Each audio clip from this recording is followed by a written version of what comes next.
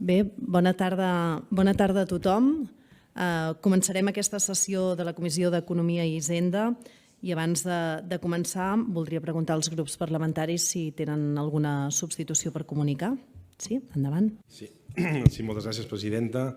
En el cas del nostre grup, les substitucions són de la senyora Mònica Ríos substitueix el senyor Òscar Ordeig, la senyora Elena Díaz substitueix a l'Alicia Romero i el senyor Raúl Van Moreno substitueix el Juan Luis Ruiz. D'acord, gràcies. Anotades les substitucions. Algun altre grup vol comunicar substitucions? No? Doncs començaríem ja... Per presidenta, sí, la senyora Toronjo substitueix el senyor Joubert. No sé si consta el canvi a la... És un canvi definitiu, aquest? Sí, ja consta el canvi, per tant no hi ha substitució al grup parlamentari. Sí, perquè és... Sí, aquí. D'acord, doncs per tant hi ha les substitucions del grup del PSC Units per Avançar i com dèiem comencem amb el primer punt de l'ordre del dia, que en aquest cas és la sol·licitud de compareixença d'Antoni Cañete, president de PIMEC, davant de la Comissió d'Economia i Hisenda perquè informi sobre l'evolució de la morositat presentada pels grups d'Esquerra Republicana i de Junts per Catalunya. No sé si els grups proposants volen defensar-la, doncs passaríem tot seguit a la votació. Els demanaríem vots favorables a aquesta sol·licitud de compareixença. Per tant, s'aprovaria per unanimitat. Per tant, aprovada per unanimitat, tenint en compte l'absència del grup de la CUP i del grup mixt del Partit Popular i la falta d'un diputat d'Esquerra Republicana. El segon punt de l'ordre del dia és la sol·licitud de compareixença de la secretària d'Afers Econòmics i Fons Europeus davant de la Comissió d'Economia i Hisenda perquè informi sobre el nivell d'execució dels fons Pròxima Generació fins al juny del 2022, presentada en aquest cas pel grup Socialistes i Units per Avançar. No sé si volen defensar aquesta sol·licitud de compareixença. Si no, passaríem tot seguit a la votació i els demanaríem vots favorables a aquesta compareixença. Cas també s'aprovaria per unanimitat aquesta sol·licitud de compareixença. El tercer punt de l'ordre del dia és el nomenament de la ponència encarregada de la redacció de l'informe sobre el projecte de llei del Pla Estadístic de Catalunya 2023-2028 i de modificació de la llei 23/1998 del 30 de desembre d'Estadística de Catalunya, d'acord amb el que preveu l'article 120.1 del reglament, i d'acord amb els noms proposats, la composició de la ponència quedaria configurada de la següent manera, entenent, en el cas dels grups parlamentaris que tenen un únic diputat a la comissió, que aquest diputat seria el ponent de la ponència. En el cas del grup Socialistes Units per Avançar seria el diputat Jordi Riba i Colom, per part d'Esquerra Republicana Juli Fernández i Olivares, per part del grup de Junts per Catalunya Joan Canadell i Bruguera, per part del grup de Vox a Catalunya Antonio Gallego Burgos, per part del grup de la candidatura d'Unitat Popular Un Nou Cicle per Guanyar Eulàlia Reguant i Cura, per part del grup d'en Comú Podem Joan Carles Gallego i Herrera, pel grup de Ciutadans Ignacio Martín Blanco i pel grup mixt Alejandro Fernández Álvarez. Serien, en aquest cas, els integrants d'aquesta ponència i podríem considerar que està, en aquest cas, nomenada per assentiment? Sí? Doncs d'acord. Passaríem tot seguit als punts del quart al vuitè de l'ordre del dia, que són les compareixences que s'havien sol·licitat i que s'havien votat i que s'havien aprovat en aquesta comissió. Tenim ja els compareixents a fora. Ara els aniríem a buscar i explicaríem una mica quina serà la dinàmica i el funcionament d'aquestes compareixences, atenent que són 5 compareixences, però una única temàtica. D'acord? Doncs aturem un segon la sessió, anem a buscar els compareixents i de seguida reprenem.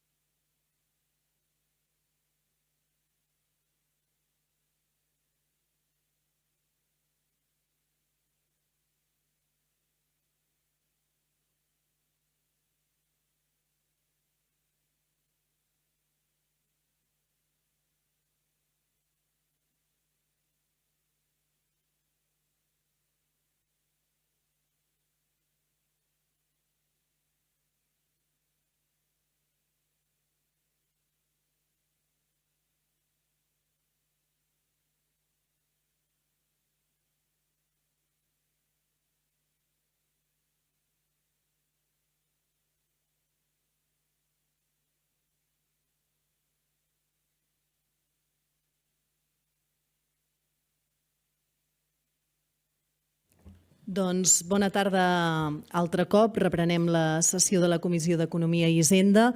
Ja tenim aquí part dels compareixents que compareixeran aquesta tarda en aquesta comissió. Recordin que som en els punts del quart al vuitè de l'ordre del dia, que són les compareixences de Mònica Roca, presidenta de la Cambra Oficial de Comerç, Indústria, Serveis i Navegació de Barcelona, Jaume Fàbrega, president de la Cambra Oficial de Comerç, Indústria, Serveis i Navegació de Girona, Luis Fonseca, director de l'Institut de Microelectrònica de Barcelona, Antonio Rubio, representant de la Universitat Politècnica de Catalunya, i Esteve Ferrés Berenguer, coordinador de voluntaris del Tecnoateneu de Vilablareix. Totes aquestes compareixences estan encaminades amb l'objectiu de conèixer i informar el projecte FabCat. En primer lloc, voldríem donar la benvinguda als compareixents, que per una qüestió d'espai els tenim distribuïts a la sala. En tenim 2 aquí, 3 més aquí a la sala, les persones també que els acompanyen. Per tant, siguin benvinguts en aquesta comissió. Per la seva informació, sàpiguen que els grups que intervindran ho faran per ordre de major a menor. Després de les seves compareixences intervindran els grups per ordre de major a...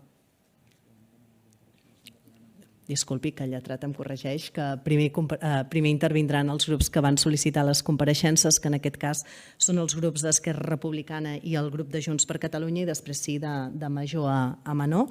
I com els deia, distribuirem aquestes compareixences en 50 minuts, disposen de 10 minuts cadascun dels ponents. Haurem de fer una petita pausa per poder fer l'intercanvi de posicions i després hi haurà un torn de rèplica.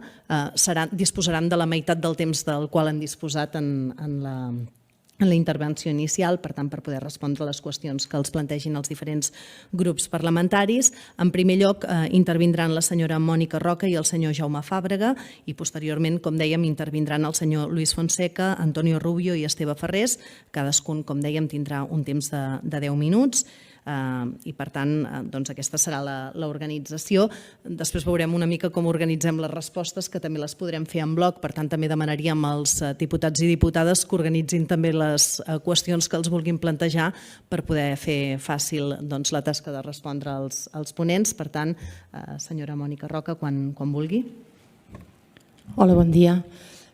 Moltes gràcies per donar-nos l'oportunitat de presentar avui aquí el projecte FabCat. Com ens explicava la senyora Raquel Sans, és tot una presentació conjunta. Per tant, jo faig uns aspectes, però prengueu-vos-ho, si us plau, com una presentació conjunta del que és el projecte. Doncs començarem, a veure si se'm sent bé.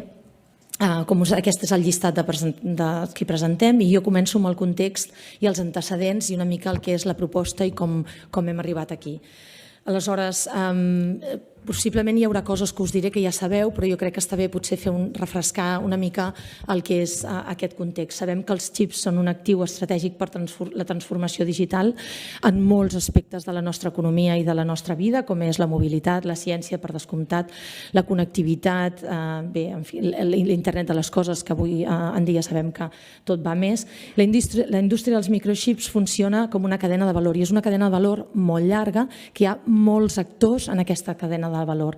Ara mateix hi ha una dependència dels diferents actors d'una manera geogràfica. Per tant, per la construcció del microxip, diguem que el xip ha passat per molts de països diferents abans d'esdevenir-ne o abans d'arribar a la seva utilització. I això és molt important, és una gràfica que segurament aquí es veu malament pel que veig, però que intenta il·lustrar... Aquí es veu bé? No sé si massa, però en fi, intenta il·lustrar, crec que no es veu gaire, però tant se val, intenta il·lustrar les anades i vingudes que pateix arreu del món la construcció o la fabricació d'un microxip. Per tant, us feu una idea, surt en concret d'Anglaterra, de Gran Bretanya, se'n va als Estats Units, torna, se'n va a l'est asiàtic, en fi, és només per il·lustrar això. Hi ha una forta dependència ara mateix del que és l'Extrem Orient i els Estats Units. A Europa només es produeix entre un 8 i un 10% d'aquesta producció mundial de microxips. molt està, com deia, entre el 70 i 75 a Àsia, en concret a Taiwan i a Corea, i Estats Units al voltant d'un 12, però en canvi tenen una forta importància al disseny.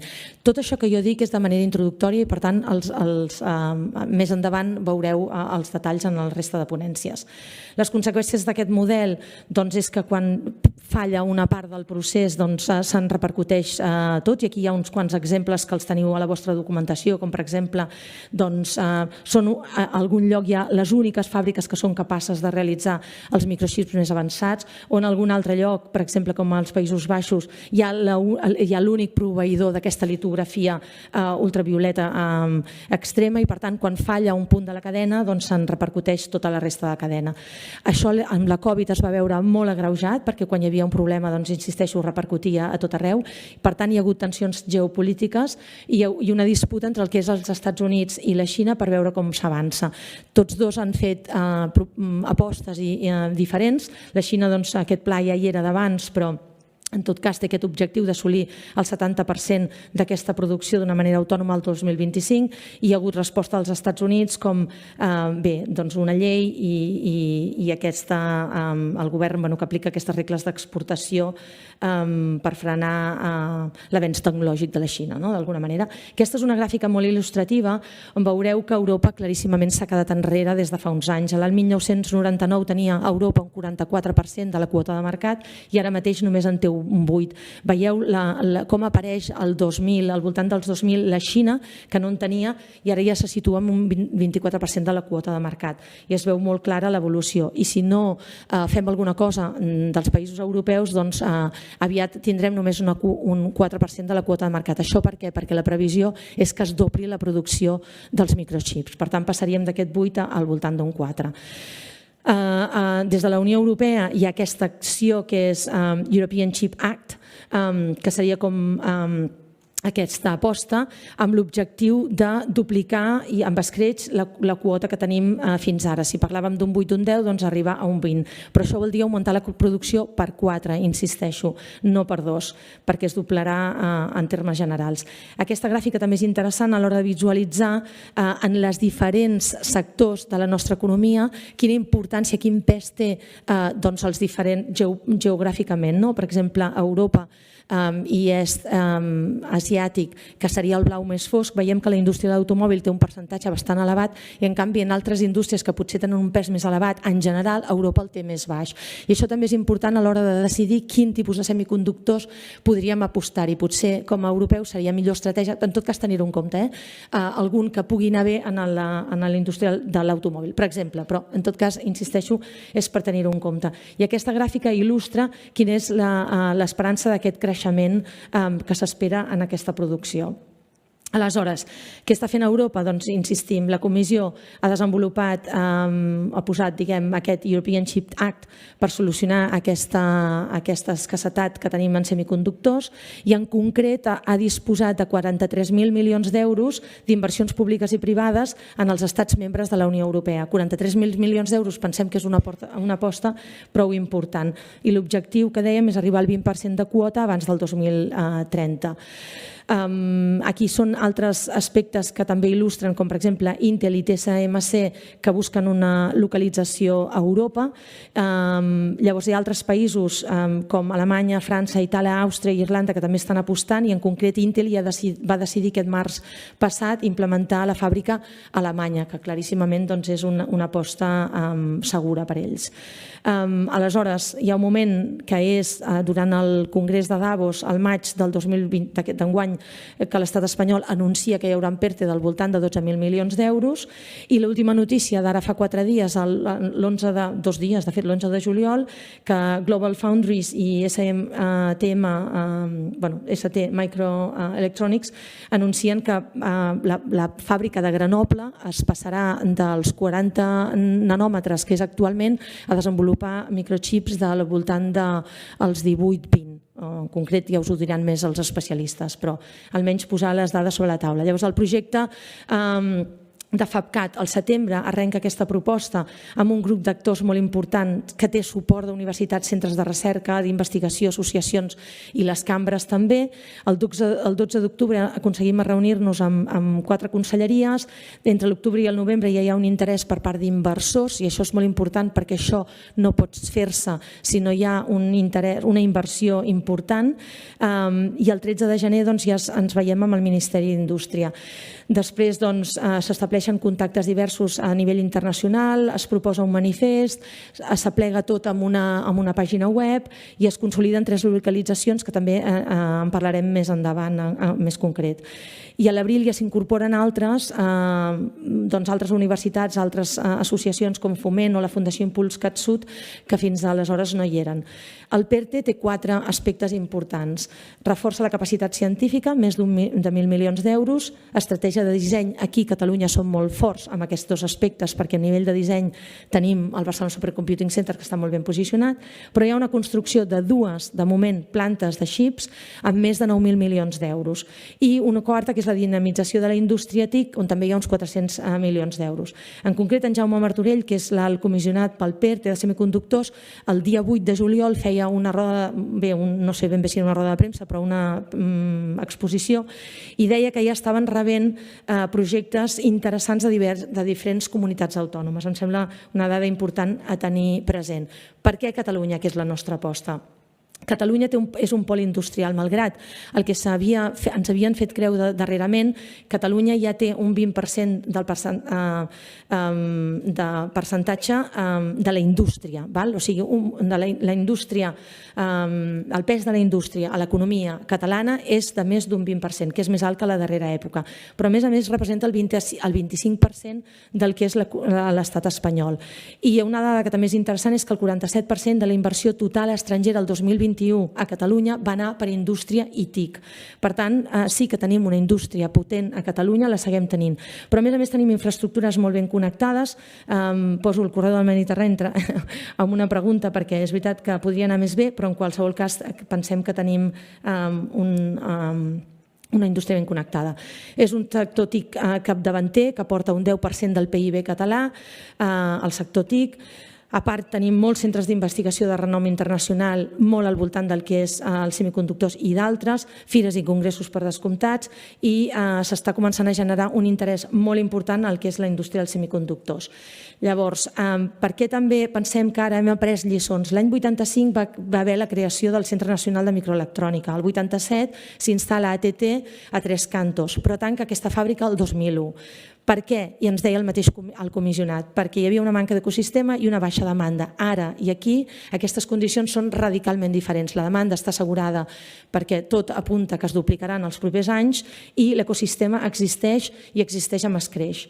Per tant, quina seria la nostra proposta? Que sota un lideratge del Govern de Catalunya, doncs això, liderar unes accions, les accions oportunes per tal de poder accedir a aquest PERTE dels semiconductors de 12.000 milions d'euros, que ens sembla molt important a nivell de quantitat, i coordinar-ho amb les complicitats del teixit empresarial, de les universitats, centres de recerca, centres tecnològics, administracions públiques, en fi, tot el teixit productiu i no del nostre país, que és molt i molt gran i, sens dubte, un projecte superinteressant. Moltes gràcies. Gràcies, senyora Roca. Sabem que no és fàcil ajustar-se als 10 minuts, per tant, gràcies per l'esforç de síntesi i per ajustar-se a aquests 10 minuts que plantejàvem de compareixença. Tot seguit és el torn del senyor Jaume Fàbrega, president de la Cambra Oficial de Comerç, Indústria, Serveis i Navegació de Girona. Quan vulgui, senyor Fàbrega. Gràcies, presidenta. Moltes gràcies per convidar-nos a fer aquesta compareixença. Ha quedat clar que la indústria de semiconductors és una de les més sofisticades del planeta i el seu impacte econòmic i social en els països és enorme, és tremendo. Més que ara elucubrar sobre què podria passar o quina Catalunya podríem tenir si efectivament es posés una fàbrica de semiconductors aquí, el que m'agradaria seria focalitzar-nos sobre un cas, que és el cas de Taiwan, que és el primer producte mundial de semiconductors. Què han fet per arribar fins aquí i quina és la seva economia i com ha millorat la seva economia. Com dic, Taiwan és el primer productor mundial de semiconductors, per tant és el referent. Tingueu en compte que té només una població de només 25 milions de persones, amb un 35% dedicat al sector industrial, un 60% als serveis i un 5% a l'agricultura. Però, per tant, tot i tractar-se d'un país relativament petit, amb una combinació d'un ecosistema industrial ideal i unes polítiques d'innovació molt encertades, s'ha convertit en el centre del món, actualment, d'algunes tecnologies complexes, bàsicament els xips, que són el cor de la gran majoria de productes indispensables en la nostra societat actual. Taiwan és el quart productor mundial i el 15è exportador mundial. Té un producte interior brut de $28.371 USA per habitant. És un PIB similar al de Polònia i Suïssa i un PIB per càpita equiparable al d'Islàndia o Suècia. La seva política de creixement li ha reportat un índex que és gairebé l'atur tècnic d'un 3,8%. És a dir, podríem parlar tècnicament de plena ocupació. I ara, de fet, fins i tot s'està intentant atraure talent de fora. De fet, hi ha enginyers catalans que estan rebent ofertes per anar-hi a treballar. Fixeu, té la fabricació mundial del 77,3% del mercat dels semiconductors, del 57,7% de l'encapsulat i validació i el 20,1% del disseny. Recordeu, Europa, ha dit la presidenta de la Cambra de Barcelona, té el 8% i tindrà el 4% i el seu objectiu és arribar al 20%. Les seves fàbriques, les fàbriques de Taiwan, tenen uns ingressos de 55.100 milions.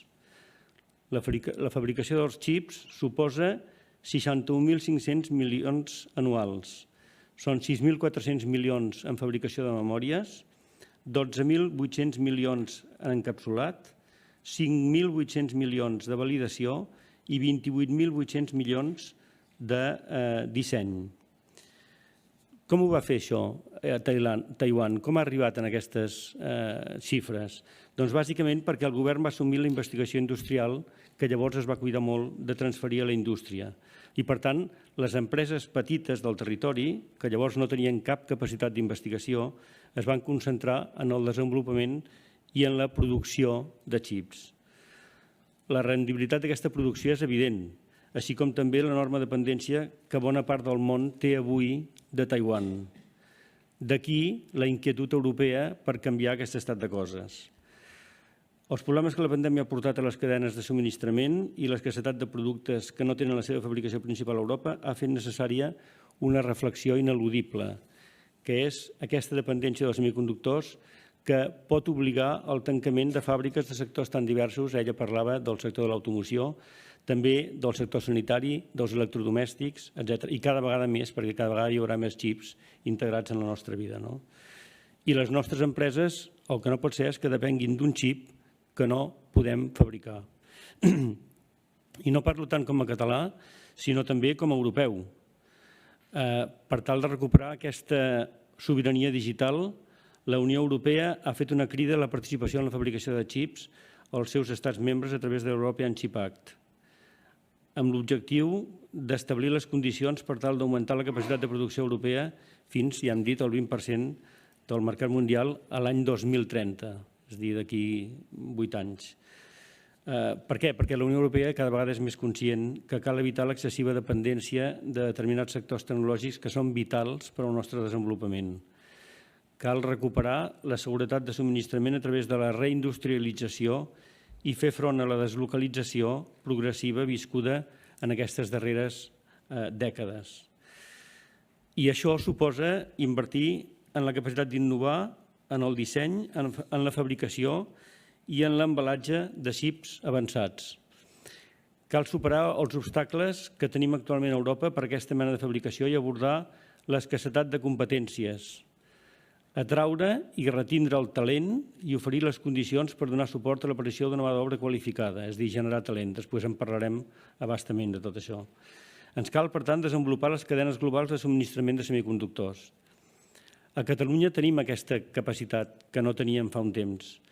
Tenim la capacitat real d'impulsar una reindustrialització en aquest sector, tenim els mitjans materials amb la possibilitat d'impulsar un ecosistema per a la construcció i el manteniment d'una fàbrica de xips i dotar-la de les seves necessitats pel que fa als sectors de les enginyeries, la logística i les infraestructures. Aquesta reindustrialització estem convençuts que contribuirà a la sostenibilitat energètica i també pot tenir un paper molt important en l'equilibri territorial. Res més, moltes gràcies. Moltes gràcies també, senyor Fàbrega, per ajustar-se al temps en aquesta compareixença. Si els sembla, fem intercanvi de posicions. Gràcies a tots dos.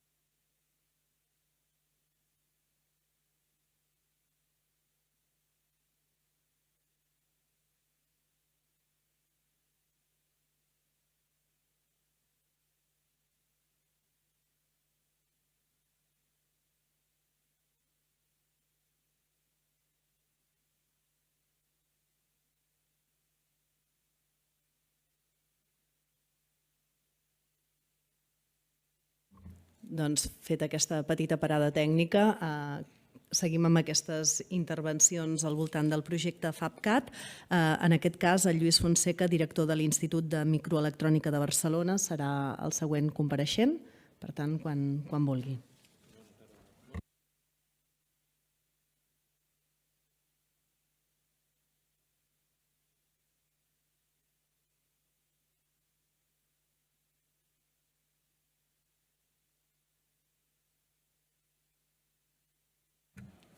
Hola, bona tarda a tothom. Jo soc el Lluís Fonseca, el director actual de l'Institut de Microelectrònica de Barcelona. Avui el que pretenc és explicar-los una mica a què ens dediquem en aquest institut i, sobretot, donar una idea de quin és l'entorn on els xips es fabriquen, perquè així tindrem tots una idea més acurada del que estem parlant. L'Institut de Microelectrònica de Barcelona és un centre públic de recerca, pertany al Consell Superior d'Investigacions Científiques, estem situats al campus de l'Autònoma de Barcelona, d'acord? I del centenar llarg d'instituts que té el CSIC, una vintena dels quals estan a Catalunya, nosaltres ens dediquem a micro i nanotecnologies orientades a l'electrònica, a la micro i nanoelectrònica. I un tret distintiu nostre és que allotgem una sala blanca. La sala blanca és l'entorn on es fabriquen els xips. El CNM, l'Institut, té una trajectòria molt llarga en aquest camp, més de 30 anys en l'àmbit de la microelectrònica. Té expertesa tant en el disseny com en la fabricació de diferents xips, i la sala blanca de la qual s'estava parlant és una sala blanca d'investigació amb capacitat també de producció de petites sèries, que és versàtil, és flexible i de fet és única en el seu gènere a Espanya. No n'hi ha una altra com aquesta. Sempre hem tingut una actuació de col·laboració transversal, tant amb ens públics i privats, amb col·laboracions estratègiques a dintre de l'Estat i també a Europa. A dintre de l'Estat, per exemple, en tema de disseny, col·laborem estretament amb el Barcelona Supercomputing i també amb Fagor Semiconductores, que és l'única empresa espanyola que té una sala blanca industrial de producció de determinats components. I en Europa ostentem la representativitat de la comunitat micro-nano-electrònica d'Espanya, perquè estem al comitè de redactor de l'agenda estratègica i d'innovació dels Electronic Components and Systems. Estem, per suposat, som un dels agents de l'ecosistema de semiconductors de Catalunya, però a més som els que hem captat més diners de l'H2020, del Programa Europeu d'Investigació en el nostre àmbit. I també sortim citats al PERTE, el PERTE Chip de Microelectrònica i Semiconductors, juntament amb el Barcelona Supercomputing Center. I crec que això és un valor que Catalunya hauria de fer valer. Les dues institucions que estan descrites amb una mica de text estan radicades aquí. Context tecnològic. Per què parlem de semiconductors? Perquè el silici, que és el material amb el qual es fan els xips, és un semiconductor.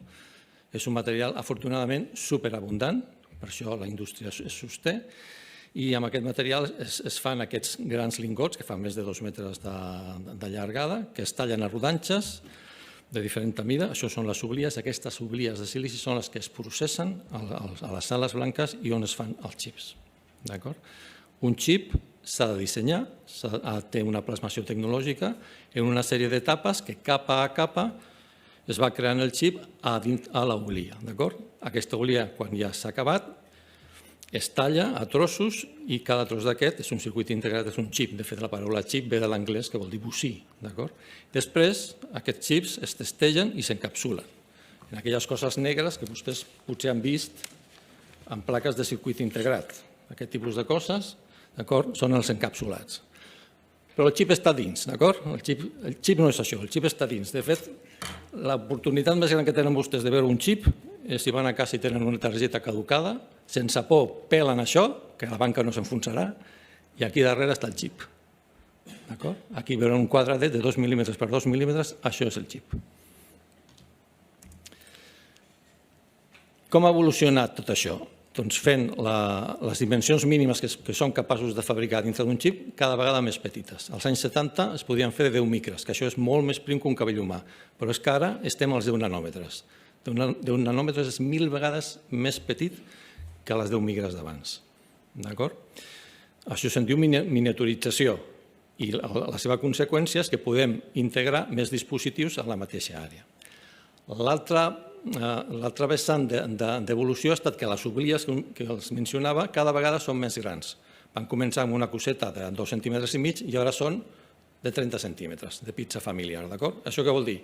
Que podem produir més i més barat. Això ens ha portat al que s'anomena llei de Moore. El senyor Moore, un personatge de Silicon Valley, es va adonar que el número d'elements de dispositius que es podien fabricar en un xip es podia doblar aproximadament cada 2 anys fent evolucionar la tecnologia. Això com es tradueix? Doncs que tothom tenim al nostre abast la possibilitat de canviar de mòbil o d'ordinador cada any, any i mig o 2 anys, per un preu molt similar. Aquesta és complexa, me la saltaré. On es fabriquen els xips? A les sales blanques, com els havia comentat. La sala blanca, el nostre institut, a Llotja, la sala blanca, que és la més gran d'Espanya, és una gran instal·lació científica. Vostès coneixen altres instal·lacions científiques singulars, com per exemple el supercomputador del Barcelona Supercomputing Center o el sincrotró Alba. La sala blanca està a la mateixa lliga. Què distingeix a la sala blanca? Per suposat, és un entorn d'alta tecnologia. L'ambient ha de ser supernet. Estem treballant amb intentar definir dispositius en dimensions nanomètriques, per tant, no pot haver partícules a l'ambient. L'aire de la sala blanca és 10.000 vegades més net que el que estem respirant nosaltres ara. La temperatura i la humitat està perfectament controlada perquè els processos siguin molt repetitius i l'aigua i els processos químics també són ultrapurs. De fet, l'aigua és una aigua que no es pot veure de pura que és i que s'ha de fabricar in situ. Es diu aigua desionitzada. No només si li treuen les partícules, sinó qualsevol component elèctric. Doncs això és la sala blanca i aquest és l'ambient on es fabriquen els xips. Nosaltres, la nostra té 1.500 metres quadrats, una fàbrica avançada és 10, 20, 30 vegades més gran. Estem parlant d'això. Els meus companys ja ho han comentat, estem parlant de la possibilitat que aquí es pugui instal·lar una fàbrica d'aquestes característiques. La fàbrica es pot construir a Catalunya, però la tecnologia l'ha de suportar un fabricant extern. Per tant, se li ha de convèncer. I aquest fabricant vindrà si la localització la troba adequada en quant a capacitats. Jo crec que ja es parlarà. Catalunya té aquestes capacitats tant a nivell de personal o d'altres tipus de recursos. Òbviament, també se'ls ha de convèncer amb incentius econòmics. Una cosa important és triar el node tecnològic, perquè ja els he comentat que va evolucionant. Per triar aquest node tecnològic cal tenir en compte la vigència i la capacitat de renovació d'aquest a llarg termini, perquè després d'aquest poden venir d'altres. I també s'ha de tenir clar quin és el mercat que es vol servir i quina serà l'evolució de la seva demanda. Ja s'ha comentat que en el passat hi va haver una planta de fabricació de xips a Espanya, a Madrid, a Tres Cantos, i que va tancar. Una pregunta legítima és si això pot tornar a succeir. La situació és diferent, segurament això ja és una lliçó apresa. El que sí que és important és, per part meva, dir-los que l'existència i el funcionament de la sala blanca, com a mínim, de la nostra sala blanca, es prova que al nostre territori disposem dels perfils professionals adients. A més, aquest entorn pot fer-se servir per especialitzar nova gent. A la sala blanca es pot formar i capacitar de personal per d'altres sales blanques i també prova que existeix la indústria auxiliar necessària per proveir els serveis necessaris a la sala blanca. Enginyeries, tot el tema de ventilació, filtració, climatització, la generació d'aquesta aigua desionitzada que els comentava, el subministrament de gasos i de productes químics, la vestimenta de la gent, que ja hem vist que van amb un vestit integral per protegir els xips de les nostres pròpies partícules. El que no hi ha a Catalunya és els fabricants d'equipament, aquests estan fora. El que sí comptem és amb empreses intermediàries en l'adquisició d'aquests equipaments. I un petit comentari respecte al consum d'electricitat i aigua. Això és una indústria que és intensiva en demanda de recursos, d'acord? Sobretot en potència elèctrica. Una sala blanca d'una fàbrica avançada consumeix com una ciutat d'alguna decena de milers d'habitants. S'ha comentat abans. Una cosa que és interessant que quedi clara és que hi ha nodes tecnològics i van apareixent de nous. I la gent capaç de jugar amb els nous nodes cada vegada és més petit. Cada columna representa un node i el seu any d'introducció. No sé si es pot llegir bé, comença el 2001 amb un node de 130 nanòmetres i acaba avui dia amb un node de 5 nanòmetres.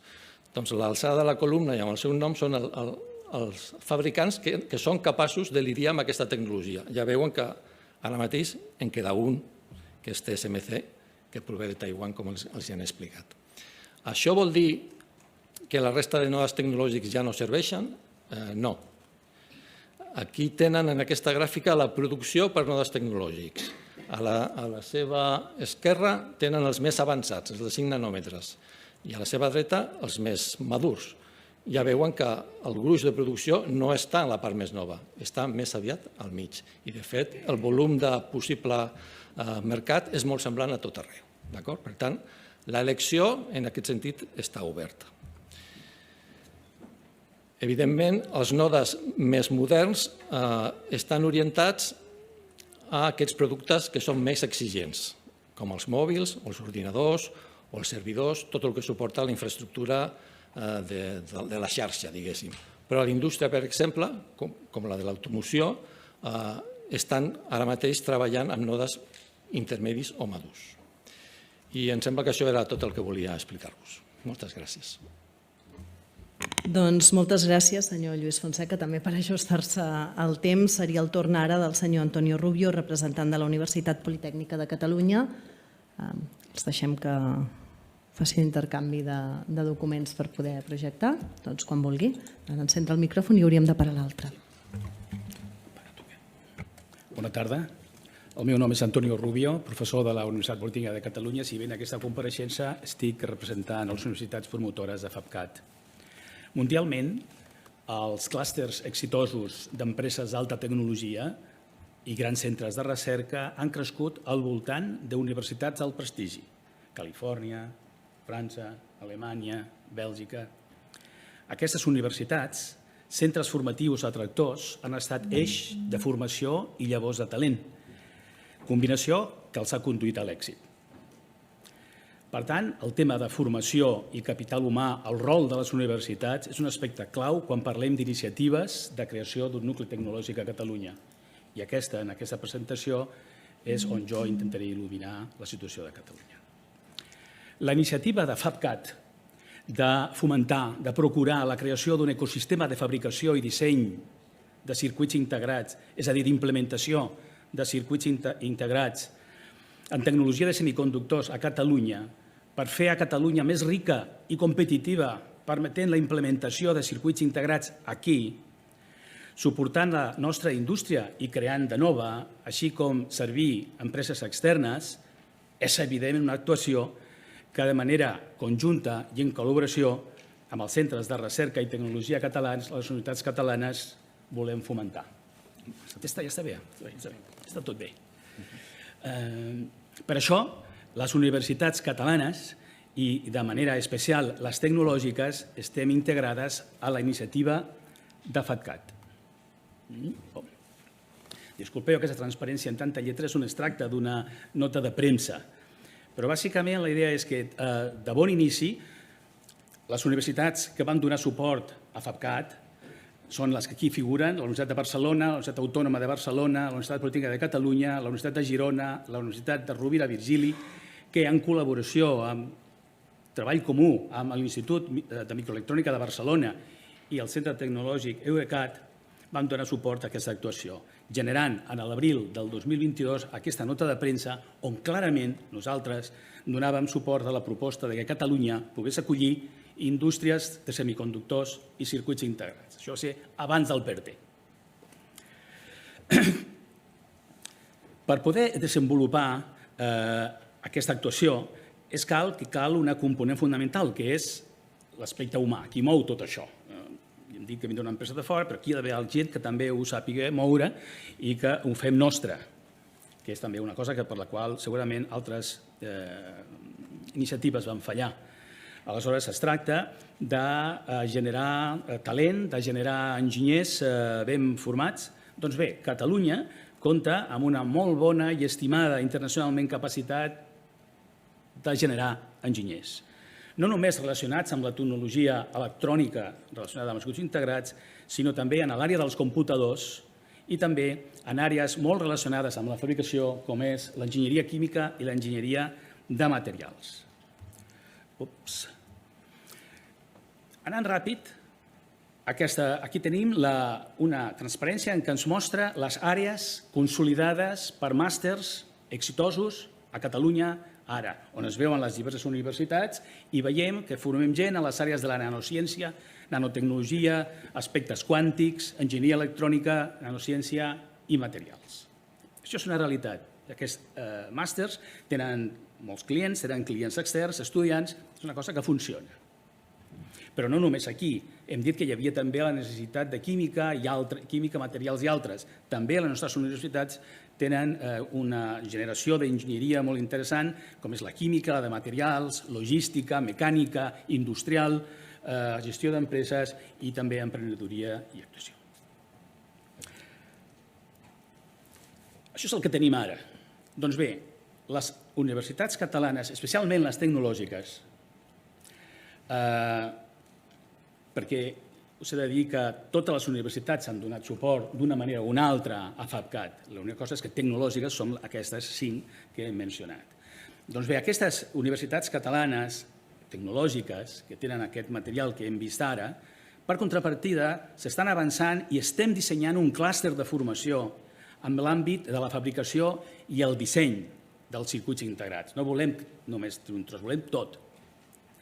I abarcant des de l'enginyeria de semiconductors a la fabricació de circuits integrats, disseny de circuits electrònics analògics de radiofreqüència, arquitectura de processadors i, evidentment, aspectes d'enginyeria química i de materials. Això dona lloc a aquesta nota de premsa que justament va ser publicada per totes les universitats i el Centre Nacional de Microelectrònica, així com Eurecat, ahir, amb la qual, bàsicament, les universitats catalanes, a més de donar suport, donem un pas més i ja creem una estructura formativa que, suportada per aquests màsters, va més enllà i el que crea és ciclos formatius, cursos de formació continuada, de reciclatge, postgraus i màsters a la carta. Participen en aquesta actuació de 9 les 5 universitats i els 2 centres de recerca. I he de dir que estem treballant intensament perquè altres centres de recerca prestigiosos de Catalunya s'adhereixin el més aviat possible. Però perquè els estudiants nostres puguin ser bons professionals, cal que les universitats tinguin recerca, produeixin recerca. Quina és la situació? Doncs bé, és ben conegut la rellevant activitat investigadora de la Universitat Catalana en ciència i tecnologia. Les universitats catalanes lideren en general, sempre, els rànquings de recerca en ciència i tecnologia de l'estat espanyol. Aquest és un exemple que no ha estat buscat, és un exemple d'un rànquing recent, del 2022, on veiem que a l'estat espanyol les 6 primeres posicions estan ocupades per 5 universitats catalanes. Això és ciència i tecnologia en general. Segurament aquí dintre també hi ha biologia. Però no, anem a concentrar-nos. Anem a concentrar-nos en l'àrea de l'anàlisi, dels circuits electrònics, en el disseny. I, per exemple, si busquem en l'àrea de l'enginyeria elèctrica i electrònica, on els circuits integrats és la seva essència, Trobem, per exemple, amb el rànquing QS, que podria ser perfectament amb un altre ordre, el de Xangai, doncs trobem a una universitat catalana molt amunt, concretament en el lloc 50 i pico mundial. I el mateix passa amb Computer Science, la ciència de computadors. També la trobem clarament dintre dels 100 primeres. És a dir, que la situació és extremadament confortable. Però això són les universitats, que fem la feina que ens pertoca, però no estem tancades, ens relacionem amb altres centres de recerca, locals o internacionals. Primer els locals, els centres de recerca de Catalunya, el Centre Nacional de Microelectrònica en el campus de Bellaterra, el Parc Científic de Barcelona en el campus de Barcelona o l'ICFO i el Barcelona Supercomputing Center en els campus de la UPC. Amb totes aquestes institucions, totes les universitats, d'una manera o altra, col·laborem en projectes comuns de recerca. Aquests centres de recerca ens fan més forts encara. I per acabar, aquesta és la meva última transparència, dir-los que tot això no ha estat una preparació perquè ara és el moment del PERTE. Les universitats catalanes porten treballant 2 dècades amb la generació de talent, com a mínim 2 dècades, en la generació de talent i de qualitat humana que marxa, simplement marxa. No només marxa, com ara està passant, i estem molt contents que això passi a universitats europees, a centres de recerca europees, no parlem d'això, parlem inclús d'empreses d'alta tecnologia, de circuits integrats internacionals. Estimen els nostres adreçats. A mode d'exemple, durant aquests, com a mínim, l'última dècada, estudiants de les universitats catalanes estan en IMEC, el centre que fa l'Extreme Ultraviolet Lithography, que parlàvem abans, Intel, dissenyadora, TSMC, Global Foundries, Qualcomm i AST i Esperanto. I aquestes 2 últimes sembla estrany, AST i Esperanto, són 2 grans empreses de disseny extremadament d'altes prestacions que tenen els seus centres de disseny a la ciutat de Barcelona, o un dels centres de disseny a la ciutat de Barcelona. Per tant, crec que no queden dubtes que la situació des del punt de vista de l'entorn acadèmic és favorable per una potencial creació d'una indústria microelectrònica en Catalunya. Gràcies per la seva atenció. Moltes gràcies també al senyor Antonio Rubio i ara seria el darrer torn d'intervenció. En aquest cas seria el senyor Esteve Ferrés, que és el coordinador de voluntaris del Tecnoateneu de Vilablareix. Per tant, veurem.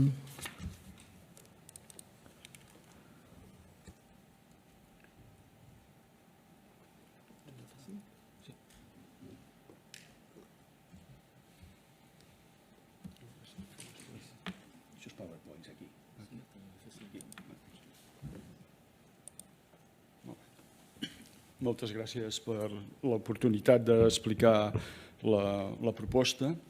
La meva part explicarà una mica com ha treballat aquesta proposta des del voluntariat de tots els membres. Tothom que ha participat, des de privats com entitats, ho han fet de manera desinteressada. I el que ens ha mogut a tots és prendre una decisió informada sobre l'interès o no per Catalunya de participar en aquest repte de reindustrialització d'Europa en el camp dels semiconductors i si aquest impacte creiem que és positiu i si el país està en capacitat de poder-ho fer. Aquest és el que ens ha mogut des del primer moment i des del primer moment ho hem volgut fer sempre de manera pública. Tots els documents que hi ha a la plana web de FabCat.eu estan fets tots dintre de Creative Commons. Tothom pot accedir a aquesta informació, tothom pot editar-la, tothom la pot utilitzar i creiem que quanta més gent disposi d'aquesta informació, més gent podrà crear-se una opinió informada i, per tant, prendre part d'aquesta decisió. Això també ho hem fet en la presentació mateixa que avui fem aquí. Ha estat avançada en la gent que ha estat informada en algun moment en aquests mesos, des del mes de setembre que es va iniciar, i aquesta presentació ha estat enviada a 240 persones que des dels àmbits locals, administratius, universitats, han pogut donar-li una primera mirada abans d'arribar en aquesta sala. Quins són els participants? Hi ha un grup de participants que són el grup redactor, on hi ha membres de les universitats, hi ha també excompanys, jo havia estat també en el Centre Nacional de Microelectrònica, hi ha membres d'entitats, i col·laboradors i gent que està treballant en empreses des de fa molts anys, en empreses relacionades amb els semiconductors. Això ens ha permès obrir el nostre vano de connexions, de gent que està treballant en la indústria i, per tant, poder-los comentar, veure com ho veien i quins elements podien fer. Sobre aquest grup, des de bon començament, ja vam accedir a què és universitats, centres de recerca, organitzacions empresarials, organitzacions ciutadanes. Vam obrir-ho a tothom que volgués participar i hem tingut resposta positiva i hem mantingut el paper de coordinació des del punt del Tecnoateneu de Vilablareix, que és un grup de Hackerspace de Girona, i també hem tingut un punt que també ens ha permès mantenir una neutralitat, en què no és un interès d'universitat, no és un interès d'un centre de recerca, no és un interès que pugui ser partidari, perquè és d'una entitat sense ànim de lucre que l'únic que vol és crear aquest esperit de crear una decisió informada sobre aquest element. D'aquests grups, hi ha aquest grup redactor, que som uns 15, hi ha un grup d'unes 26 persones que han fet les revisions dels documents més tècnics que han fet i que també ens han donat a disponibilitat d'accés a actors internacionals. En el grup promotor, com a persones i com a entitats, hi ha més de 48 entitats que donen suport. Persones que estan adscrites a universitats i centres de recerca n'hi ha unes 38. També hi ha unes 70 persones que estan relacionades amb administracions locals i també hi ha una audiència general, que són aquests 200, que ara ja són unes 290 persones, que ens mantenen informats, que si hi ha alguna informació que els arriba o que nosaltres mantenim, som pràcticament més emissors que receptors, però mantenim informat a tota aquesta audiència.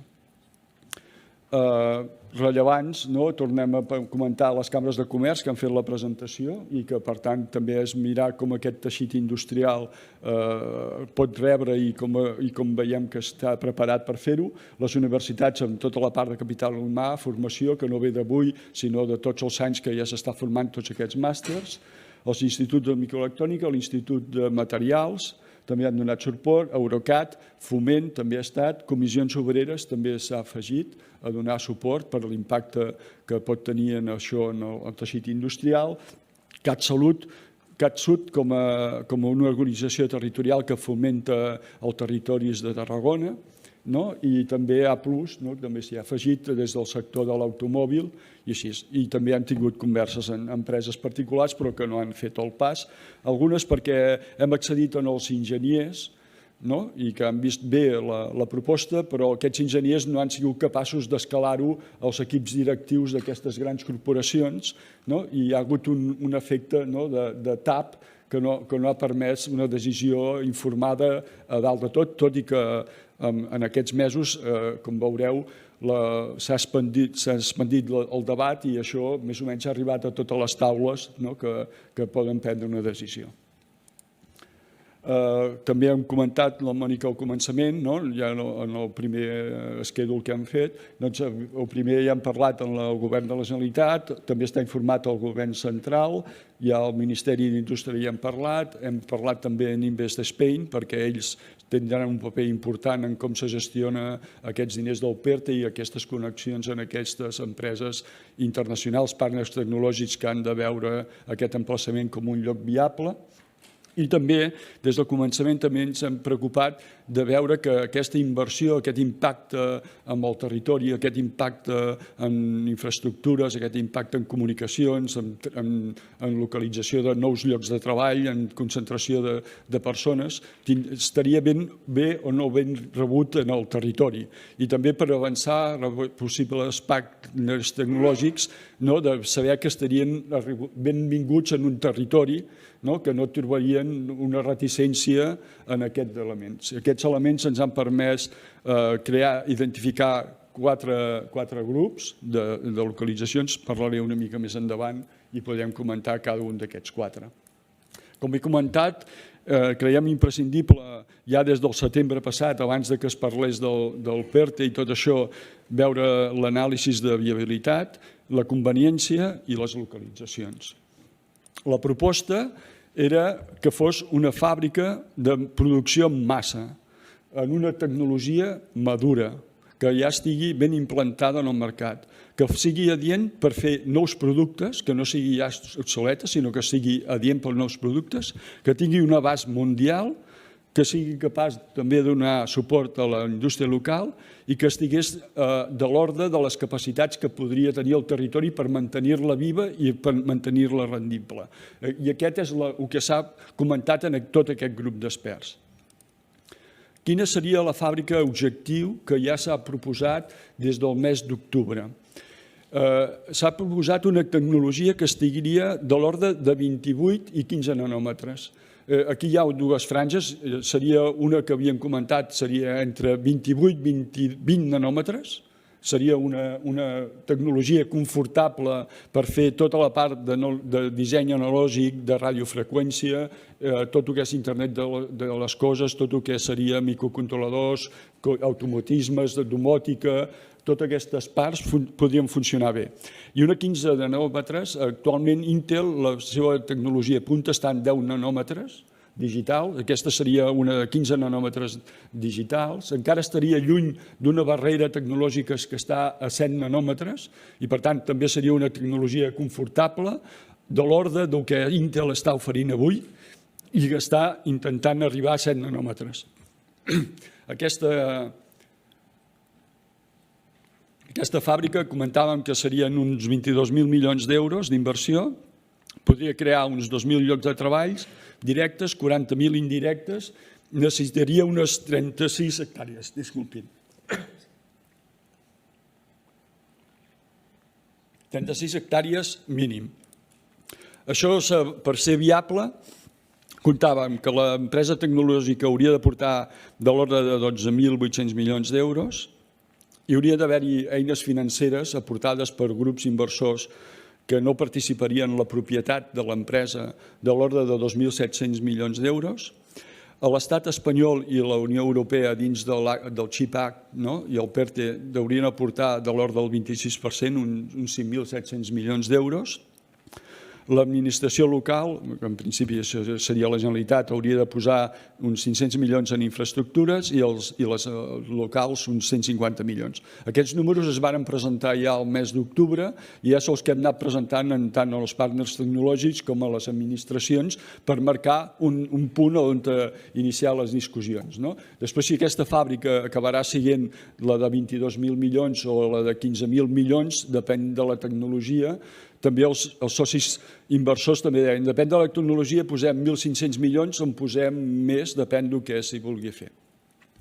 El que hem comentat és que no només enginyers cal per fer-ho això, sinó que cal mantenir això obert i, per tant, hi ha molta logística, hi ha molt de manteniment, hi ha moltes màquines que necessiten manteniment, per tant, hi ha molts FPs, hi ha molta gent que necessita reposar i mantenir aquella fàbrica viva durant 365 dies, 24 hores al dia, i així, que és una de les coses que va mancar a Tres Cantos, que no van poder concentrar totes les màquines o la gent que reparava aquelles màquines, hi havia màquines que no estaven rendibles tots els dies de l'any.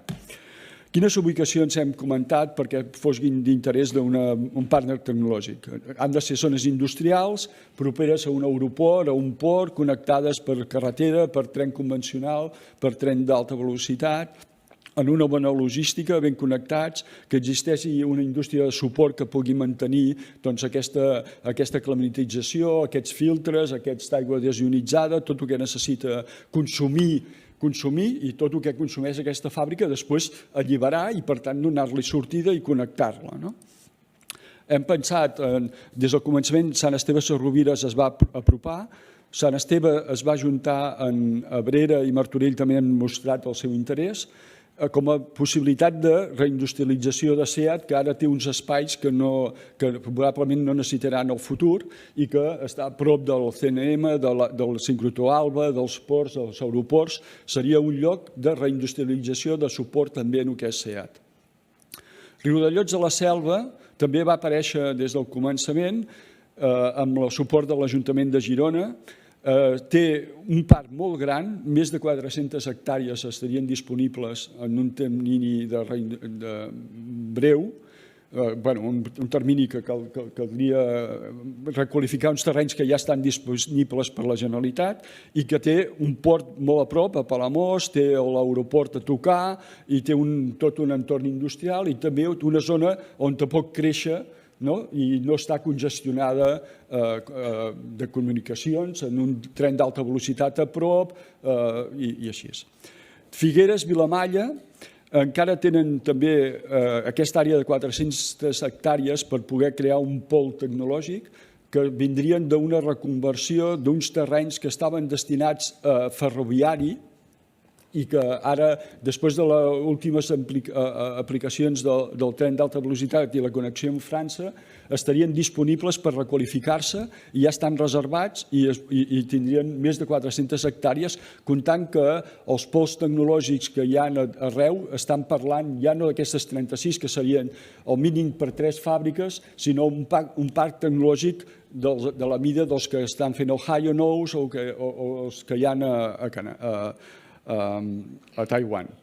I llavors també se n'ha parlat, no tan directament, en la gent de Reus, Tarragona, Vilaseca, on hi ha uns terrenys molt a prop del port, molt a prop de la petroquímica, i on també suposaria una part de bona comunicació i també una part de suport de reconversió industrial des de la petroquímica a nous sectors. Això crec que demostraria que, com que ha hagut aquest interès d'aquestes 4 localitzacions, en una qualificació tècnica que serien adients per mantenir una discussió en els partners tecnològics, creiem que el territori està a punt. I permeteu-me allargar una mica del temps, vaig molt just, molt poc. Aquesta és la part de decisió de si això és viable o no. La part de la decisió està lligada a la Unió Europea, que tindrà un grup d'experts, i el procés seria el següent.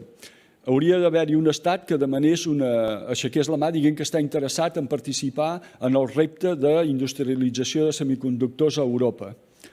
Això creiem que és el que ha fet Espanya al dir que vol fer aquest PERTE. Ha d'haver-hi un interès d'alguna empresa partner tecnològic que establir-se a Europa i que compleixi els criteris que vol el CHIPS Act respecte a aquesta concessió d'un ajut directe estatal que està prohibit, però que en aquest entorn especial se li donarà un segell. I aquest segell permetrà a l'Estat donar aquesta ajuda estatal i posar en marxa el procés. FACCAT, l'única cosa que pot fer en tot el grup és crear aquesta opinió i interactuar en els grups de decisió perquè això sigui viable. Creiem que el que hem intentat fer és estendre al màxim els arguments, fer-ho públic, ser transparents i ampliar tot el marc de discussió perquè això fos viable. Esperem que sigui així i es tingui en consideració. Moltes gràcies també als